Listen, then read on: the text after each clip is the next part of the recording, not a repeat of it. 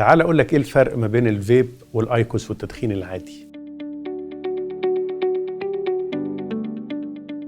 إحنا نعرف 5 حقائق في الوقت الحالي عن الفيب والأيكوس. أول حاجة إنهم هم أقل خطراً من التدخين العادي اللي فيه منه نواتج احتراق. تاني حاجة إن هم فيهم نيكوتين، والنيكوتين ده على المدى الطويل مادة بتسبب الإدمان زيه زي السجاير. تالت حاجة الفيب فيه زيوت طيارة، وزيوت الطيارة دي بتدخل جوه الرئة لما تتحرق وتعمل مشاكل، وحصل منه قبل كده مشاكل في الرئة لعدد من المرضى في أمريكا سنة 2020. رابع حاجة إنه بيساعد بعض الناس إنهم يبطلوا تدخين، يعني لما بيقلبوا من سجاير لفيب بعد فترة بيساعدهم إنهم بيقللوا من فترات التدخين وكميته فيقدروا يقلعوا عنه. خامس حاجة وهي الأهم في رأيي أنا الشخصي، إن هو إحنا ما نعرفش الأضرار على المدى الطويل شكلها إيه، لأن أضرار السجاير بانت بعد 40 سنة من بداية التدخين، إنما إحنا ما بقالناش كذا سنة عشان نقدر نعرف إيه أضرار الفيب والأيكوس على المدى الطويل. النصيحة الأخرانية اللي دايما بنقولها، ليه تدخن سواء أيكوس أو فيب أو تدخين عادي؟ أخيرا أقول لك حاجة، ابعد عن التدخين وغني له. ودي كانت معلومة مفيدة في 60 ثانية.